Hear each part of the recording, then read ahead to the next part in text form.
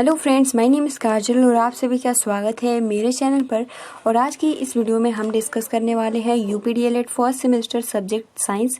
ठीक है, और हम बायोलॉजी से रिलेटेड महत्वपूर्ण क्वेश्चन आज के इस वीडियो में डिस्कस करने वाले हैं। ठीक है, और कुछ नए क्वेश्चन हैं जो कि बहुत ही महत्वपूर्ण है। तो चलिए फ्रेंड्स शुरू करते हैं। वीडियो को लाइक कर दीजिए और अपने फ्रेंड्स मित्रों को शेयर कर दीजिए। चलिए शुरू करते हैं। सबसे पहला आपका प्रश्न है कि कोशिकाओं के समूह को कहा जाता है उत्तक, अंग, अंगतंत्र, उपरोक्त में से कोई नहीं। तो फ्रेंड्स, कोशिकाओं के समूह को कहा जाता है, वो कहा जाता है उत्तक। ठीक है, आंसर दिख ही रहा है तो इसमें टाइम देने से क्या फायदा है ना। तो यहाँ पे 34 का आंसर जो हो जाएगा वो हो जाएगा उत्तक, जो कि बहुत ही महत्वपूर्ण प्रश्न है। कोशिकाओं के समूह को क्या कहा जाता है, तो उत्तक कहा जाता है। उसके बाद देखिए 35 आपका क्वेश्चन है कि पुनरुत्पादन की क्षमता किस प्रकार के उत्तकों में सर्वाधिक होती है। संयोजी उत्तक में, पेशीय उत्तक में, तंत्रीय उत्तक में, उपकला उत्तक में। तो फ्रेंड, अगर आप इसका आंसर जानते हो तो आप कमेंट्स बॉक्स में बता सकते हो। फ्रेंड्स, यहाँ पे जो राइट आंसर हो जाएगा कि पुनरुत्पादन की क्षमता किस प्रकार के उत्तकों में, तो उपकला उत्तकों में सर्वाधिक होती है। ऑप्शन नंबर यहाँ पे D is the right answer हो जाएगा। 36 आपका क्वेश्चन है कि शरीर में सभी ऐच्छिक तथा अनैच्छिक क्रियाओं को नियंत्रित करने वाला उत्तक है। सबसे महत्वपूर्ण ये क्वेश्चन है कि जितना भी हमारा ऐच्छिक और अनैच्छिक क्रिया जितना भी नियंत्रित करता है वो कौन करता है। ऑप्शन यहाँ पे सी यहाँ पे राइट हो जाएगा, तंत्रिका। ठीक, तंत्रिका जो है वो आपका ऐच्छिक हो गया। अनैच्छिक क्रिया जितने भी क्रिया होता है इस पे जो नियंत्रित करता है वो हमारा तंत्रिका तंत्र करता है। ऑप्शन नंबर सी यहाँ पे राइट हो जाएगा। 37 आपका क्वेश्चन है कि रक्त किस प्रकार का उत्तक है। पेशीय उत्तक, संयोजी उत्तक, तंत्रिका उत्तक या उपकला उत्तक। तो फ्रेंड्स, ये भी बहुत ही महत्वपूर्ण प्रश्न है। रक्त किस प्रकार का उत्तक है, तो ऑप्शन नंबर बी यहाँ पे राइट हो जाएगा, संयोजी उत्तक। 38 आपका क्वेश्चन है कि अरेखित पेशी उत्तक कहाँ पाए जाते हैं। हृदय में, आमाशय में, आहार नाल में, त्वचा में। तो फ्रेंड देखिए यहाँ पे 38 का जो आंसर हो जाएगा वो हो जाएगा बी, यानी अरेखित पेशी उत्तक कहाँ पाए जाते हैं। तो option number B is the right answer, यानी आमाशय में पाए जाते हैं। 39 आपका क्वेश्चन है कि निम्न में से संयोजी उत्तक के उदाहरण हैं लिम्फ, हड्डियां, प्रोटीन, ये सभी। तो फ्रेंड देखिए यहाँ पे 39 का ऑप्शन नंबर डी यहाँ पे करेक्ट हो जाएगा, यानी संयोजी उत्तक के उदाहरण है लिम्फ भी हो जाता है, हड्डियां भी हो जाता है, प्रोटीन भी हो जाता है। तो यहाँ पे ये सभी करेक्ट हो जाएंगे। 40 आपका क्वेश्चन है कि संकुचनशील उत्तक के नाम से जाना जाता है संयोजी उत्तक, रेखीय उत्तक, तंत्रिका उत्तक, पेशीय उत्तक। तो फ्रेंड देखिए संकुचनशील उत्तक के नाम से जाना जाता है, वो जाना जाता है पेशीय उत्तक। ठीक है, यानी पेशीय उत्तक ऑप्शन नंबर डी यहाँ पे करेक्ट हो जाएगा। 41 आपका क्वेश्चन है कि चेतना उत्तक किस प्रकार के उत्तक को कहते हैं। उपकला उत्तक को, तंत्रिका उत्तक को, पेशीय उत्तक को, तो ये सभी। तो फ्रेंड देखिए चेतना उत्तक किस प्रकार के उत्तक को कहते हैं, तो तंत्रिका उत्तक को। ऑप्शन नंबर यहाँ पे B is the right answer हो जाएगा। 42 आपका क्वेश्चन है कि हीमोग्लोबिन पाया जाता है श्वेत रक्तकण में, लाल रक्तकण में, लसिका में। ऑप्शन डी ए एवं बी दोनों। तो 42 यहाँ पे देखिए राइट आंसर जो हो जाएगा कि हीमोग्लोबिन पाया जाता है लाल रक्तकण में, जो कि बहुत ही महत्वपूर्ण ये क्वेश्चन है और आप सभी को याद भी होगा। 43 आपका क्वेश्चन है कि निम्न में से किस ग्रंथि को मास्टर ग्रंथि कहा जाता है। थायराइड ग्रंथि को, पैराथायराइड ग्रंथि को, पिट्यूटरी ग्रंथि को, एड्रिनल ग्रंथि को। तो बहुत ही महत्वपूर्ण ये क्वेश्चन है। मास्टर ग्रंथि कहा जाता है, वो कहा जाता है पिट्यूटरी ग्रंथि को। Option number C is the right answer. 44 आपका प्रश्न है कि मानव शरीर में हड्डियों की संख्या है 204, 206, 207, 209। तो फ्रेंड्स, मानव के शरीर में हड्डियों की संख्या है, यहाँ पे हो जाएगा ऑप्शन नंबर बी 206। ठीक है। 45 आपका क्वेश्चन है कि भोजन में उपस्थित शर्करा को माल्टोज में बदलता है टाइलिन, रेनिन, पेप्सिन या लाइपेज। तो 45 का जो आंसर हो जाएगा वो हो जाएगा ए, टाइलिन। 46 आपका क्वेश्चन है कि भोजन का अवशोषण शरीर के किस अंग में होता है। बड़ी आंत में, यकृत में, छोटी आंत में, ग्रास नली में। तो भोजन का अवशोषण शरीर के किस अंग में होता है, तो फ्रेंड्स 46 का आंसर जो हो जाएगा वो हो जाएगा छोटी आंत में। देख सकते हो बहुत ही आपके टेट, सुपर टेट के लिए बहुत ही महत्वपूर्ण ये क्वेश्चन है। ठीक है,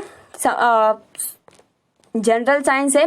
देखिए 47 आपका क्वेश्चन है कि मानव शरीर का सबसे बड़ी ग्रंथि है पिट्यूटरी ग्रंथि, ब्रिक ग्रंथि, थायराइड ग्रंथि, यकृत ग्रंथि। तो फ्रेंड्स मानव शरीर की सबसे बड़ी जो ग्रंथि है वो हो जाएगा डी, ऑप्शन नंबर यकृत ग्रंथि। ठीक है, 47 का ऑप्शन नंबर डी। 48 आपका क्वेश्चन है कि निम्न में इंसुलिन की कमी से उत्पन्न होने वाला रोग कौन सा है? दमा, टीबी, डायबिटीज, ये तीनों। तो फ्रेंड्स ये भी बहुत ही महत्वपूर्ण है। जब इंसुलिन की कमी हो जाती है तो उस टाइम कौन सा रोग उत्पन्न हो जाता है? तो वो हो जाता है डायबिटीज। ठीक है, शुगर जिसको हम हिंदी में बोलते हैं। तो ऑप्शन नंबर सी यहाँ पे राइट हो जाएगा, यानी इंसुलिन की कमी से हमारे शरीर में जो रोग हो जाता है वो हो जाता है डायबिटीज। 49 आपका क्वेश्चन है कि निम्न में से कौन सा पोषक पदार्थ शरीर को त्वरित ऊर्जा प्रदान करता है? Option A protein, option B vitamin, option C वसा, ऑप्शन डी कार्बोहाइड्रेट। तो आपके लिए कुछ नए क्वेश्चन है तो टाइम देने से कोई फायदा नहीं है। ठीक है, अगर आपको आंसर आ रहा है तो आप कर सकते हो। देखिए यहाँ पे 49 का जो आंसर हो जाएगा कि निम्न में से कौन सा पोषक पदार्थ, तो देखिए आपका जो यहाँ पे हो जाएगा जो कार्बोहाइड्रेट, यानी जो आपका कार्बोहाइड्रेट पोषक पदार्थ जो है शरीर को त्वरित ऊर्जा प्रदान करता है। क्या प्रदान करता है? तो त्वरित ऊर्जा प्रदान करता है। ऑप्शन नंबर डी यहाँ पे राइट हो जाएगा। 50 आपका क्वेश्चन है कि शरीर में गैसों का विनिमय किस अंग में होता है? नसिका गुहा में, फेफड़ा में, हृदय में, धमनी में। तो फ्रेंड देखिए 50 का आंसर क्या हो जाएगा? तो 50 का आंसर होगा बी, यानी शरीर में गैसों का विनिमय जो आपका फेफड़ा अंग है उसी में होता है। गैसों का विनिमय आपके शरीर में किस अंग में होता है? तो फेफड़ों में होता है। ठीक है, option number B is the right answer. 51 आपका क्वेश्चन है कि ब्रेक की कार्यात्मक इकाई है न्यूरॉन, नेफ्रॉन, बोमन संपुट, ग्लोमेरुलस। तो ब्रेक की कार्यात्मक इकाई है 51 का आंसर क्या होगा? तो वो हो जाएगा ऑप्शन नंबर बी, नेफ्रॉन। ठीक है, 52 आपका प्रश्न है कि नाइट्रोजनी उत्सर्जी पदार्थों में सबसे अधिक मात्रा में पाया जाता है? अमोनिया में, पोटेशियम में, सल्फेट में, यूरिया में। तो फ्रेंड्स 52 का आंसर हो जाएगा डी, यूरिया में, यानी नाइट्रोजनी उत्सर्जी पदार्थों में सबसे अधिक मात्रा पाया जाता है वो पाया जाता है यूरिया में। 53 आपका क्वेश्चन है कि मानव शरीर में पिट्यूटरी ग्रंथि स्थित होता है? गले में, मस्तिष्क में, वक्ष में, उदर में। तो फ्रेंड देखिए 53 जो क्वेश्चन है बहुत ही महत्वपूर्ण है कि मानव शरीर में पिट्यूटरी ग्रंथि कहाँ स्थित होती है? तो फ्रेंड्स यहाँ पे हो जाएगा 53 का ऑप्शन नंबर बी, यानी मस्तिष्क में। ठीक, जो पिट्यूटरी ग्रंथि होती है वो मस्तिष्क, जिसे हम मास्टर ग्रंथि भी कहते हैं। तो ऑप्शन नंबर बी यहाँ पे करेक्ट हो जाएगा। 54 आपका प्रश्न है कि आंख में किस भाग के नष्ट होने पर आंखों की रोशनी समाप्त हो जाती है? Option number A retina, option B iris, option C cornea, option D pupil. तो फ्रेंड्स आंख में जो आपका कार्निया, जो यानी हमारा जो कार्निया भाग होता है, अगर ये नष्ट हो जाता है तो हमारी आंखों की जो रोशनी है ये समाप्त हो जाएगी। तो फ्रेंड्स यहाँ पे ऑप्शन नंबर सी यानी कार्निया यहाँ पे करेक्ट आंसर हो जाएगा। उसके बाद देखिए 55 आपका क्वेश्चन है कि लाल रक्त कण का निर्माण कहाँ होता है? हृदय में, लाल अस्थि मज्जा में, लसिका में, पीत अस्थि मज्जा में। तो फ्रेंड्स लाल रक्त कण का निर्माण कहाँ होता है? 55 का जो आंसर हो जाएगा वो हो जाएगा ऑप्शन नंबर बी, लाल अस्थि मज्जा में, यानी लाल रक्त कणिका का जो निर्माण होता है वो होता है लाल अस्थि मज्जा में। 55 का ऑप्शन नंबर बी यहाँ पे करेक्ट हो जाएगा।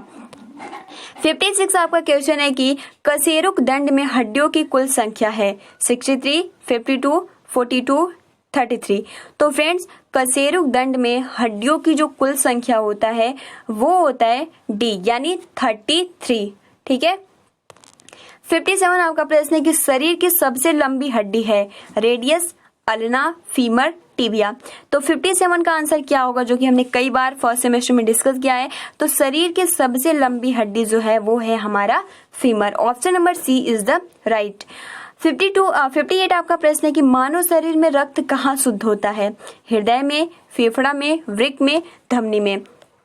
तो फ्रेंड्स 58 का जो आंसर हो जाएगा वो हो जाएगा सी, यानी जो हमारा वृक्क है यहाँ पे जो रक्त होता है बहुत ज्यादा शुद्ध होता है। तो ऑप्शन नंबर सी यहाँ पे करेक्ट हो जाएगा। 59 आपका क्वेश्चन है कि मनुष्य के हृदय का स्पंदन 1 मिनट में कितनी बार होता है? 72 बार, 76 बार, 78 बार, 82 बार। तो फ्रेंड देखिए 59 का जो आंसर हो जाएगा वो हो जाएगा ए, यानी मनुष्य के हृदय का स्पंदन 1 मिनट में 72 बार होता है। Option number A is the right answer. देखिए अगला जो आपका 60 प्रश्न है कि निम्न में किस ब्लड ग्रुप को सर्वदाता यानी यूनिवर्सल डोनर कहा जाता है? ए ग्रुप को, बी ग्रुप को, ए बी ग्रुप को या ओ ग्रुप को? तो फ्रेंड देखिए 60 का आपने बहुत ही अच्छे से इसके बारे में पढ़ा भी होगा, तो ऑप्शन नंबर यहाँ पे हो जाएगा ओ ग्रुप को ही हम सर्वदाता कहते हैं। ठीक है, 61 आपका प्रश्न है कि निम्न में से किस ब्लड ग्रुप को सर्वग्राही यानी ये सभी से ले सकता है, सभी से ग्रहण कर सकता है? ए बी, ए बी, ओ। तो फ्रेंड देखिए 61 का जो आंसर हो जाएगा वो हो जाएगा ए बी। ठीक, 62 आपका प्रश्न है कि विटामिन डी का रासायनिक नाम है? Ascorbic acid, tocopherol acid, cyanocobalamin acid, calciferol acid. तो फ्रेंड देखिए 62 का जो आंसर हो जाएगा वो हो जाएगा डी, यहाँ पे कैल्सीफेरोल यानी विटामिन डी का रासायनिक नाम है ऑप्शन नंबर डी कैल्सीफेरोल। ठीक, बहुत ही महत्वपूर्ण प्रश्न है, आप अपने कॉपी में अच्छे से नोट कर लीजिएगा। उसके बाद देखिए 63 जो आपका क्वेश्चन है कि निम्न में से कौन सा युग्म सुमेलित नहीं है? Vitamin A retinol, vitamin C ascorbic acid, vitamin B thiamine, vitamin K tocopherol. तो फ्रेंड 63 का ऑप्शन नंबर जो डी है ये सही सुमेलित नहीं है, विटामिन के टोकोफेरोल रासायनिक नाम नहीं होता है। ठीक, ऑप्शन नंबर डी यहाँ पे गलत हो जाएगा। 64 आपका प्रश्न है कि मानव शरीर में आयोडीन की कमी से उत्पन्न रोग है? Goitre, scurvy, rickets, polio. तो फ्रेंड देखिए यहाँ पे पूछ रहा है कि मानव शरीर में आयोडीन की कमी से उत्पन्न होने वाला रोग है। तो फ्रेंड देखिए बहुत ही महत्वपूर्ण क्वेश्चन है, यहाँ पे हो जाएगा ग्वाइटर। ठीक है, मानव शरीर में अगर आयोडीन की कमी हो जाती है तो जो रोग हो जाता है वो हो जाता है goitre. Option number E is the right answer. 65 आपका प्रश्न है कि निम्न में कौन सा युग्म सुमेलित नहीं है?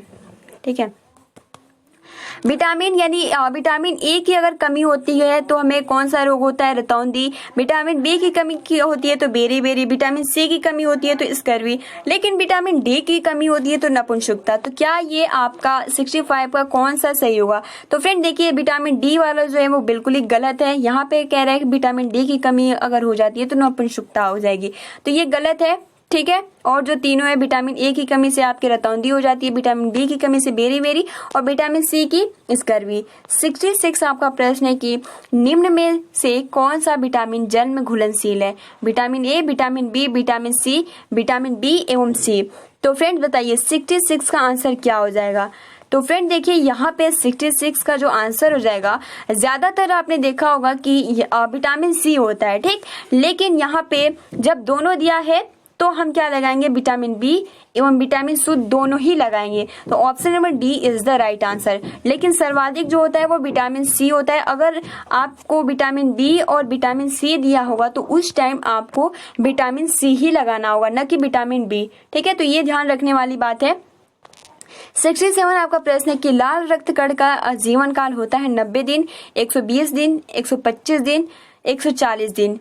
तो फ्रेंड्स लाल रक्त कण का जीवन काल होता है 67 का जो आंसर हो जाएगा वो हो जाएगा 120 दिन। ठीक है, 68 आपका प्रश्न है कि शरीर में ताप का नियंत्रण करता है? हाइपोथैलेमस, हृदय, सेरिब्रम, त्वचा। तो ये भी बहुत ही महत्वपूर्ण प्रश्न है। 68 का जो आंसर हो जाएगा यानी शरीर में ताप का नियंत्रण जो करता है वो करता है हाइपोथैलेमस, यानी option number E is the right answer. 69 आपका प्रश्न है कि हीमोग्लोबिन का मुख्य कार्य है ऑक्सीजन का वहन करना, बैक्टीरिया को नष्ट करना, एनीमिया का निदान, उपयुक्त सभी। तो 69 का जो आंसर हो जाएगा कि हीमोग्लोबिन का मुख्य कार्य है, तो फ्रेंड्स यहाँ पे हो जाएगा कि ऑक्सीजन का वहन करना। 70 आपका प्रश्न है, लास्ट आज का क्वेश्चन है कि हीमोग्लोबिन का महत्वपूर्ण घटक है। ठीक, तो हीमोग्लोबिन का महत्वपूर्ण घटक है option A chlorine, option B लोहा, option C sodium, option D potassium. तो फ्रेंड देखिए यहाँ पे 70 का जो आंसर हो जाएगा हीमोग्लोबिन का महत्वपूर्ण जो घटक होता है वो होता है हमारा लोहा। ऑप्शन नंबर यहाँ पे जो राइट हो जाएगा वो हो जाएगा बी। तो फ्रेंड्स आज के जितने भी क्वेश्चन है बहुत ही महत्वपूर्ण थे।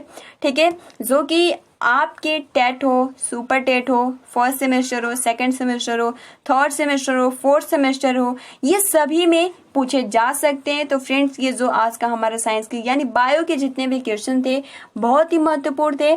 ठीक है, तो वीडियो को लाइक कर दीजिए और अपने फ्रेंड्स मित्रों को शेयर कर दीजिए। और हाँ, चैनल को अगर अभी तक आपने सब्सक्राइब नहीं किया है तो सब्सक्राइब भी कर सकते हो। तो मिलते हैं अब कल। आप सभी को मेरी तरफ से शुभ रात्रि, good night, have a sweet dreams.